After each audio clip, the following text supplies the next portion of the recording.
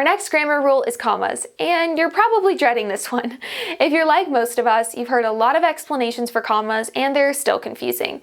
But they don't have to be. They actually just fall into two categories.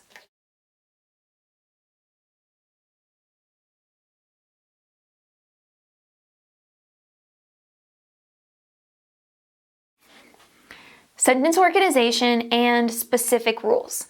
Let's first talk about sentence organization. So you can think about it like this. When you're saying something or when you're writing a sentence, you have the main thing you're trying to say, and then you have all that additional information. That additional stuff makes our sentences more interesting, but we still need to indicate to the reader that that is additional information and not the main thing we're trying to say. That's what we use sentence organization commas for. Let's look at an example.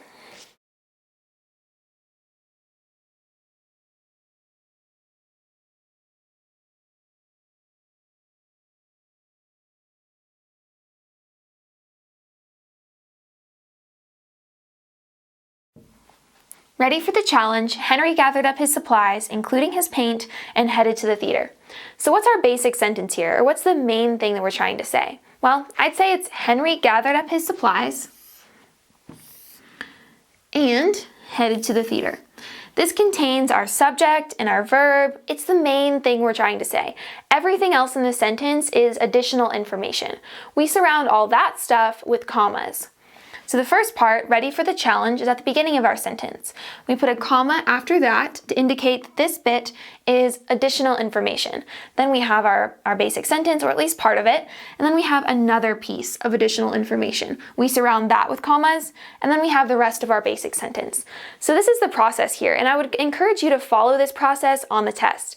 When you see a question about commas, specifically sentence organization commas, take a look at the sentence as a whole. Assume there's no commas there. Start from scratch. Find your basic sentence, and then surround everything else with commas. Sometimes this everything else stuff, this additional information, will be at the beginning of the sentence, and you'll need to just have one comma after it. Or sometimes it'll be at the end of a sentence, and you'll just have a comma before it, and then a period at the end. Or sometimes it'll be in the middle of a sentence, and you'll surround it on both sides with commas. But either way, you want to start from scratch here, and then just add additional commas in that fit this rule. Now let's take a look at specific rule commas. We have three specific rules that we need to follow for commas. The first one is something we've already talked about, and this is when we have a comma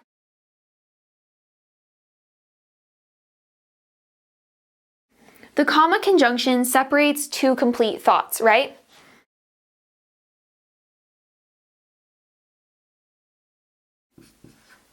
Okay, so that's one use of a comma that we've already learned.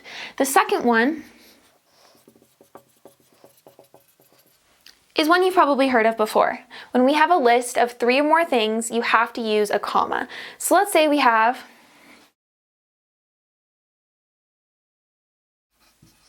lions, comma, bears, comma, and tigers. Okay, so this follows the rule of three or more things, and we have to use commas. The third rule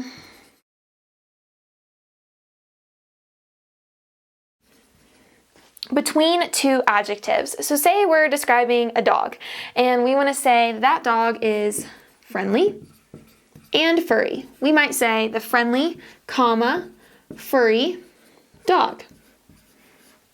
Okay, so we're using two adjectives to describe the same noun. If we can switch these two adjectives and say the furry friendly dog, then we want to use a comma between these two adjectives. It tells the reader that we could switch these and it means the same exact thing. Okay, so we've gone over specific rule commas and our sentence organization commas, and that's it. Those are the uses for commas that you need to know for the test. Let's look at an example.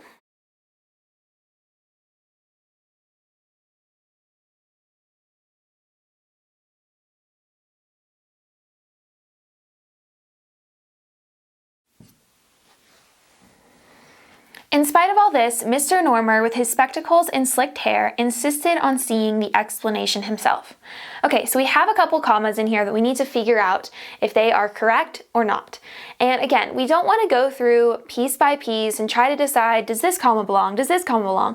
We want to see if it is a sentence organization question. In this case it is. Then we want to start from scratch and we want to find our basic sentence. So let's do that together. Mr. Normer insisted on seeing the explanation himself. Okay, that is our basic sentence. That's the main thing that we are trying to say here. Everything else should be surrounded by commas. So let's do that. In spite of all this, comma, Mr. Normer, so we need to add a comma here, with his spectacles and slicked hair, comma, insisted on seeing the explanation himself. Okay, so we need 3 commas here in order to make this one correct, so our answer will be C. Now we can take a look at the practice questions for the comma section.